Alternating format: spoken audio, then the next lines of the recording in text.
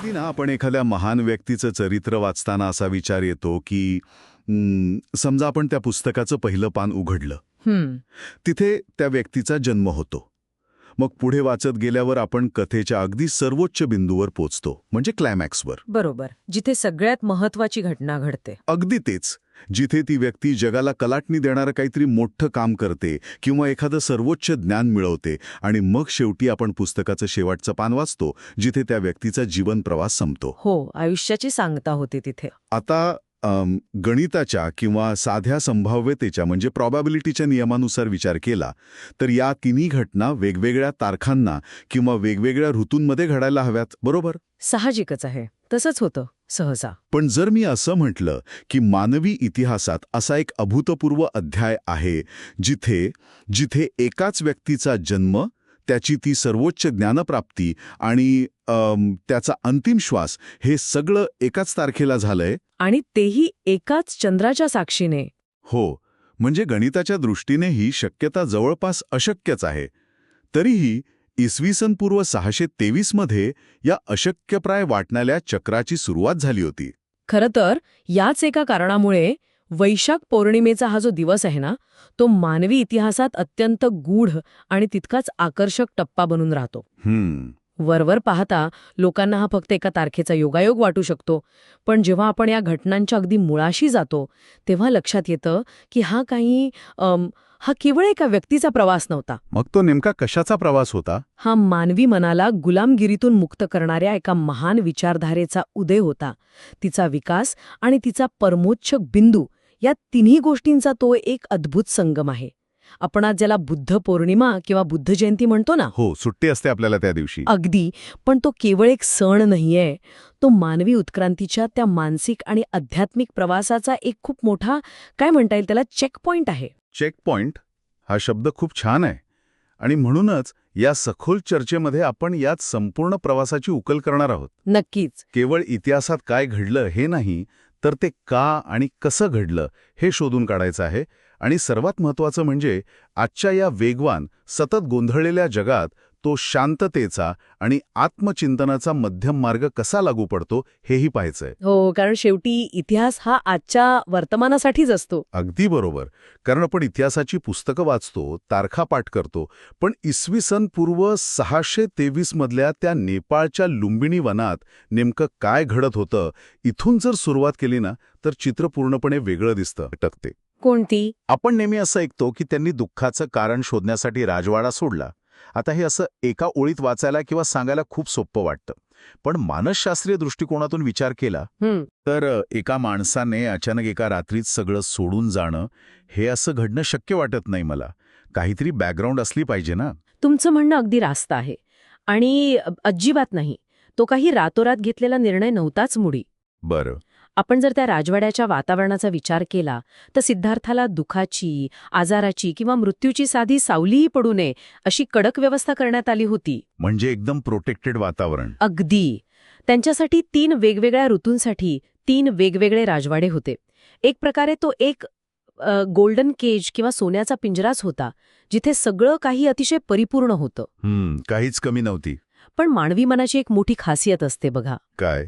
जेव्हा सगळं काही परफेक्ट असतं ना, तेव्हा मन आतून अस्वस्थ व्हायला लागतं, काहीतरी मिसिंग वाटायला लागतं. अरे वा, हा अँगल मी कधी विचारच केला नव्हता. हो ना. सिद्धार्थ गौतमांचा तो गृहत्याग, ज्याला आपण महाभिनिष्क्रमण म्हणतो, तो केवळ एक शारीरिक प्रवास नव्हता. तो स्वतःची ओळख, स्वतःचं ते राजपुत्राचं अस्तित्व आणि स्वतःच्या त्या अतिसुरक्षित आयुष्याला पूर्णपणे नाकारण्याचा एक भयंकर मोठा मानसिक संघर्ष होता. बापरे. म्हणजे वयाच्या 35व्या वर्षी एक माणूस आपला स्वतःचा राजवाडा, आपली पत्नी, आपला नवजात मुलगा आणि भविष्यात मिळणारी अफाट सत्ता, हे सगळं एका झटक्यात सोडून एका अज्ञात वाटेवर चालत सुटतो. होय. मला हा विचारच खूप अस्वस्थ करतोय, कारण आपण आजकाल छोट्याशा त्या कम्फर्ट झोनमधून बाहेर पडायला 10 वेळा विचार करतो. अगदी खरंय. आणि इथे तर त्यांनी आपलं सर्वस्वपणाला लावलं होतं. पण पुढे जे घडलं ना ते आणखी चक्रावून टाकणार आहे. त्यांनी राजवाडा सोडला आणि ते जंगलात गेले. तिथे त्यांनी स्वतःला प्रचंड शारीरिक त्रास दिला. मी एका ठिकाणी वाचलंय की ते अन्नाचा फक्त एक दाणा खाऊन राहायचे. हो, ती वस्तुस्थिती आहे. मग माझा प्रश्न असा आहे की स्वतःच्या शरीराला इतका टोकाचा त्रास देऊन किंवा अक्षरशः उपाशी राहून कोणाला सत्य कसं काय सापडू शकतं? यामागे नेमकं काय लॉजिक होतं त्या काळात? खरं तर तो काळच तसा होता. तत्कालीन समाजात श्रमण परंपरा अत्यंत प्रबळ होती. श्रमण परंपरा? हो, त्यावेळच्या तत्वज्ञानानुसार लोकांचा असा एक ठाम समज होता की मानवी शरीर आणि त्याच्या ज्या गरजा आहेत हेच सगळ्या दुःखाचं आणि बंधनांचं मूळ आहे. अच्छा, म्हणजे शरीर हेच वाईट आहे असा समज. अगदी तसंच. त्यामुळे जर आत्म्याला मुक्त करायचं असेल तर या शरीराला जास्तीत जास्त शिक्षा दिली पाहिजे. शरीराच्या गरजा मारल्या की मन आपोआप शुद्ध होईल असा तो अत्यंत प्रबळ विचार होता. सिद्धार्थाने अत्यंत प्रामाणिकपणे तब्बल 6 वर्ष या टोकाचा अवलंब केला. म्हणजे त्यांनी शरीराला इतका त्रास दिला की त्यांचं शरीर केवळ हाडांचा एक सापळा बनला होता. बापरे, 6 वर्ष? हो, पण इथेच त्यांच्या प्रज्ञेची किंवा त्यांच्या त्या बुद्धिमत्तेची खरी ओळख पडते. म्हणजे त्यांना जाणवलं की हा मार्ग कुठेतरी चुकीचा आहे. अगदी बरोबर. त्यांना हे समजलं की जे शरीर स्वतः कुपोषित आहे, कमकुवत आहे, ते मन एकाग्र तरी कसं करू शकेल? लॉजिकल आहे. उपाशी कोटी कसलं ध्यान लागणार? हो ना, उपाशी पोटी आणि शारीरिक वेदनांनी त्रस्त असलेलं मन सर्वोच्च सत्याचा शोध घेऊच शकत नाही. ही ती वेळ होती जेव्हा त्यांनी टोकाचा संन्यास आणि तो टोकाचा भोगवाद, जो त्यांनी आधी राजवाड्यात अनुभवला होता, या दोन्ही गोष्टी पूर्णपणे नाकारल्या. आणि इथूनच तो मध्यम मार्ग अस्तित्वात आला. हो, ज्याला मज्जिम पट्टीपदा असं म्हटलं जातं. त्यांनी अन्न ग्रहण केलं आणि आपलं शरीर पुन्हा निरोगी बनवलं. आणि हीच ती घटना आहे ना ज्यामुळे त्यांचे ते तत्कालीन 5 सहकारी त्यांना सोडून गेले होते. हो, कौंडिन्य आणि इतर 4. त्यांना वाटलं की सिद्धार्थाने आता हार मानली. पण खरं तर तो एक फार मोठा, काय म्हणता येईल, शिफ्ट होता. ते एका नव्या आणि खूप महत्वाच्या टप्प्यावर पोचले होते. नक्कीच. आणि मग येतो तो दुसरा सर्वात मोठा प्रसंग, बिहारमधील बोधगया. तिथे तो निरंजना नदीचा काठ आणि तो पिंपळाचा वृक्ष, ज्याला आपण आज बोधिवृक्ष म्हणतो, इथे पुन्हा एकदा तोच वैशाख पौर्णिमेचा चंद्र आकाशात होता. हो, आणि याच चंद्राच्या प्रकाशात त्यांना सम्यक ज्ञान किंवा एनलाइटनमेंट प्राप्त झालं. आणि या क्षणापासूनच ते राजकुमार सिद्धार्थ गौतम न राहता बुद्ध झाले. तुम्हाला माहिती असेलच की बुद्ध हे कोणाचं नाव नाहीये. नाही, ती एक अवस्था आहे. बरोबर. अगदी बरोबर. ती एक अवस्था आहे ज्याचा अर्थ होतो जागृत झालेला किंवा ज्याला सत्याचा पूर्ण बोध झाला आहे. पण मला एक सांगा, हे ज्ञान मिळणं म्हणजे नेमकं काय असतं? म्हणजे आकाशातून एखादी वीज पडल्यासारखं काहीतरी अचानक मेंदूत प्रकाशतं का? कारण बऱ्याचदा आपण वाचतो तेव्हा याला खूप रहस्यमय किंवा जादुई स्वरूप दिलं जातं. समजलं मला काय म्हणायचंय ते. पण यामागील मूळ तत्वज्ञान मला समजून घ्यायचंय. त्या बोधिवृक्षाखाली त्यांना असं नेमकं काय सापडलं ज्याने पुढचा सगळा मानवी इतिहासच बदलून टाकला? खूप म्हणजे खूपच चांगला मुद्दा आहे. मी नेहमी सांगते की हे कोणतंही जादुई किंवा रहस्यमय प्रकटीकरण अजिबात नव्हतं. बरं.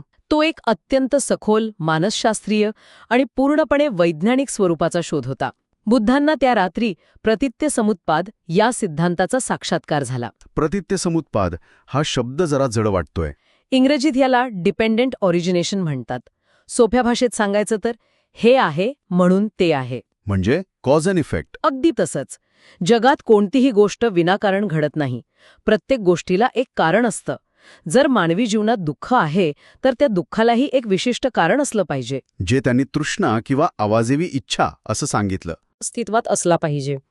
दुःखाचं मूळ हे बाहेरच्या जगात नसून आपल्या स्वतःच्या आत, आपल्या मानसिक प्रतिक्रियांमध्ये आहे. हे तोपर्यंतचं सर्वात मोठं आणि क्रांतिकारी रिअलायझेशन होतं. म्हणजे एका अर्थाने विचार केला तर त्याने मानवी दुःखाचे एक रूट कॉज अनालिसिस केलं. हो, अतिशय अचूक शब्द वापरलात, रूट कॉज अनालिसिस. पण इथेच मला ना एक वेगळा विचार येतोय. कोणता? म्हणजे बघा, जर मला हे असं सर्वोच्च ज्ञान मिळालं असतं ना, तर मी कदाचित उर्वरित आयुष्य एका शांत जंगलात छान ध्यान करत मजेत घालवलं असतं. कशाला जगाच्या भानगडीत पडा.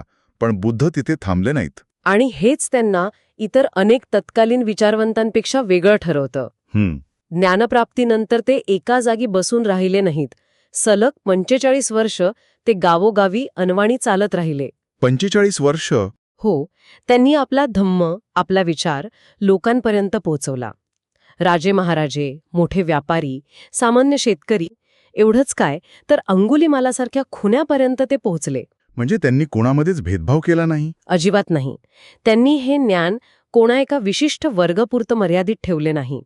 मानवाच्या कल्याणासाठी सत्याचा आणि शांततेचा हा मार्ग त्यांनी सर्वांसाठी खुला करून दिला. 45 वर्षांचा हा अखंड प्रवास म्हणजे जवळपास अर्धशतक त्यांनी केवळ मानवतेच्या कल्याणासाठी वेचलं. होय. आणि मग येतो या संपूर्ण महाकाव्याचा शेवटचा टप्पा. वयाच्या 80व्या वर्षी उत्तर प्रदेशातील कुशीनगर येथे. हा तो क्षण होता जेव्हा त्यांनी आपला देह त्यागला. ज्याला आपण बौद्ध धम्मात महापरिनिर्वाण असं म्हणतो. बरोबर.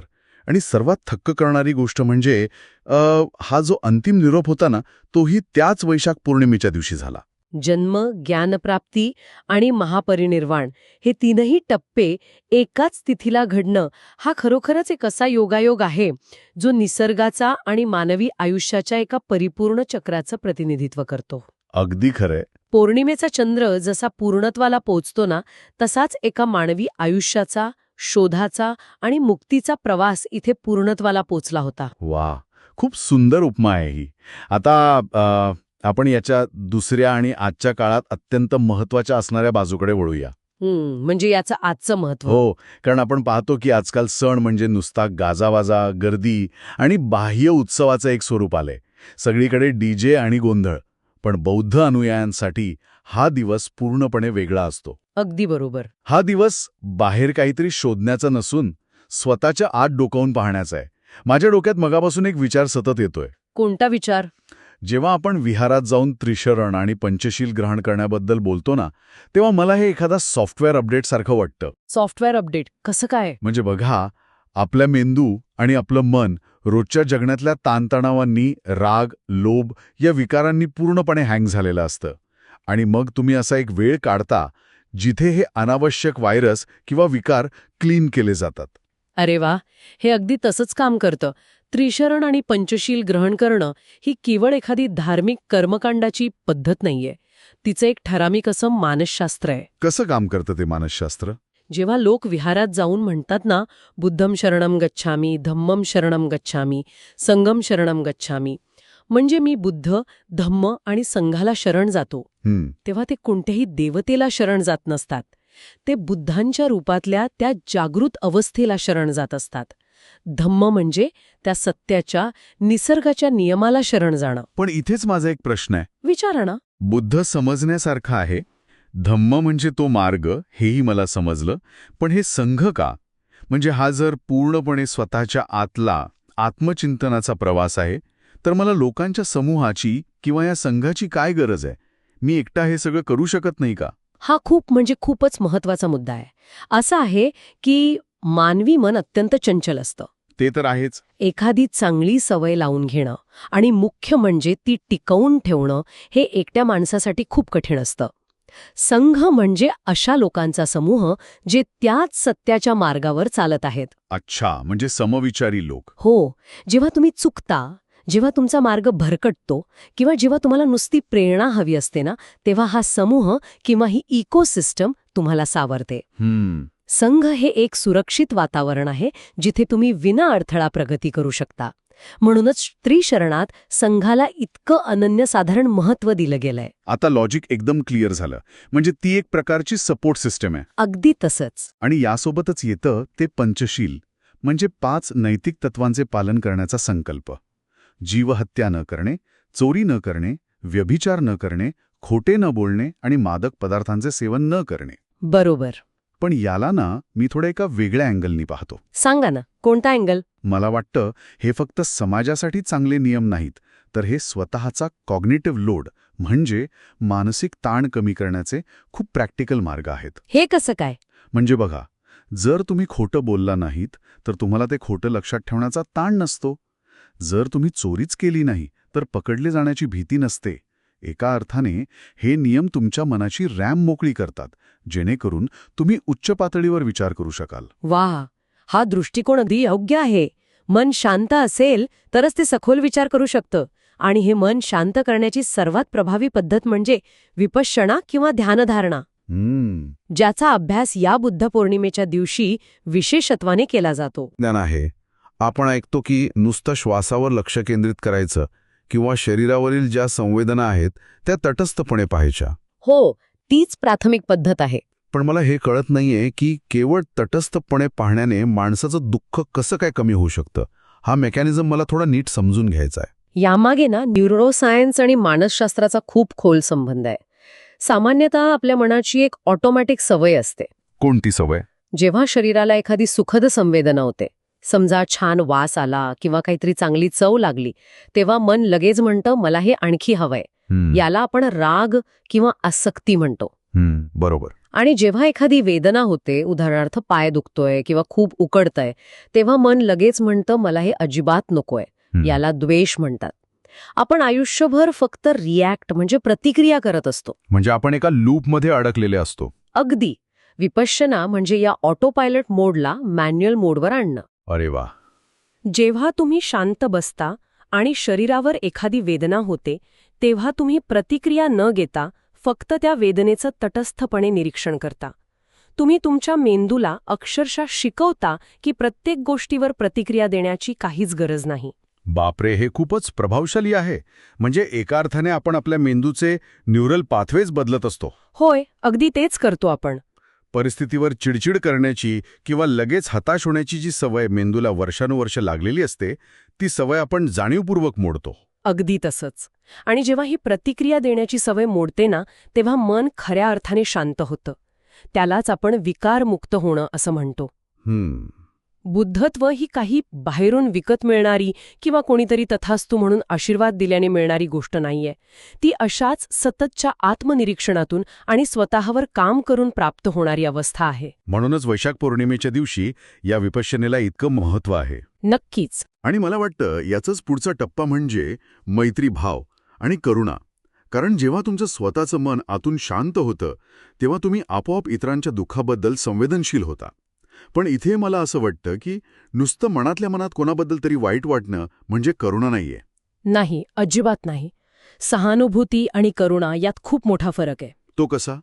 सहानुभूती किंवा सिंपथी म्हणजे तुम्हाला फक्त वाईट वाटतं, पण करुणा तुम्हाला कृती करायला, काहीतरी ॲक्शन घ्यायला भाग पाडते. म्हणजे जर मला रस्त्यावर एखादा जखमी प्राणी दिसला तर अरे रे बिचाराचं किती वाईट झालं असं म्हणून नुसतं पुढे निघून जाणं म्हणजे करुणा नाही. नाही. तर तिथे थांबून त्याच्यावर उपचार करणं किंवा निदान त्याला एका सुरक्षित जागी ठेवणं ही करुणा आहे. ही एक पूर्णपणे ॲक्टिव्ह प्रोसेस आहे. बरोबर ओळखलत. आणि म्हणूनच वैशाख पौर्णिमेच्या दिवशी दान आणि सेवेला एवढं मोठं महत्त्व दिलं जातं. गरजू लोकांना अन्न किंवा वस्त्र देणं, मुक्या प्राण्यांना जीवदान देणं हे अहिंसेचं प्रत्यक्ष आचरण आहे. प्रज्ञा म्हणजे शहाणपण, शील म्हणजे योग्य आचरण आणि करुणा म्हणजे इतरांबद्दलची कृतिशील सहानुभूती. हे या एका दिवसाचे केवळ कार्यक्रम नाहीत, तर ती संपूर्ण जीवनशैलीचा भाग बनवण्याची एक प्रकारची वार्षिक उजळणी असते. आजच्या या संपूर्ण चर्चेतून ना एक गोष्ट अगदी लख्खपणे समोर येते. कोणती? वैशाख पौर्णिमा हा केवळ एका ऐतिहासिक महापुरुषाच्या आठवणीचा दिवस नाहीये. तो मानवाच्या कल्याणासाठी बुद्धांनी दाखवलेल्या त्या मध्यम मार्गावर चालण्याची प्रेरणा देणारा दिवस आहे. अगदी. हा मार्ग आपल्याला शिकवतो की आयुष्यात टोकाची भूमिका घेण्याची अजिबात गरज नाही. ना टोकाचा भोगवाद, ना टोकाचा संन्यास. आचरणात आणि विचारात समतोल कसा राखायचा हे विज्ञान त्यांनी इसवीसनपूर्व 623 मध्येच जगासमोर मांडलं होतं. आणि आश्चर्याची गोष्ट बघा ना, आज 2500 वर्षांनंतरही हा मार्ग तितकाच, किंबहुना आजच्या या वाढत्या ताणतणावाच्या काळात थोडा जास्तच सुसंगत आणि आवश्यक वाटतो. नक्कीच. आज आपण या ऐतिहासिक घटना, त्यामागचं सखोल मानसशास्त्र आणि त्याचं आजच्या आयुष्यातलं महत्त्व अगदी सविस्तर समजून घेतलं. होय. पण हे सगळं आपण इथेच थांबवणार नाही आहोत. आपण नेहमीप्रमाणे एका नवीन विचारावर ही चर्चा संपूया, ज्यावर सर्वांना नक्कीच स्वतः विचार करता येईल. जर जन्म, ज्ञानप्राप्ती म्हणजे जागृती आणि मृत्यू या मानवी अस्तित्वाच्या 3 सर्वात मोठ्या अवस्था एकाच पौर्णिमेच्या चक्राशी जोडल्या गेल्या असतील, बरोबर, तर हा निसर्ग आपल्याला काहीतरी सांगण्याचा प्रयत्न तर करत नाहीये ना? कदाचित हा दिवस आपल्याला केवळ बुद्धांच्याच नव्हे तर आपल्या स्वतःच्या आयुष्याकडे पाहण्याचा एक अगदी वेगळा दृष्टिकोन देतो. तो कसा? म्हणजे बघा, आपल्या आयुष्यातही रोज नवीन विचारांचा जन्म होतो. एखाद्या संघर्षातून आपल्याला काहीतरी नवीन ज्ञान मिळतं आणि जुन्या चुकीच्या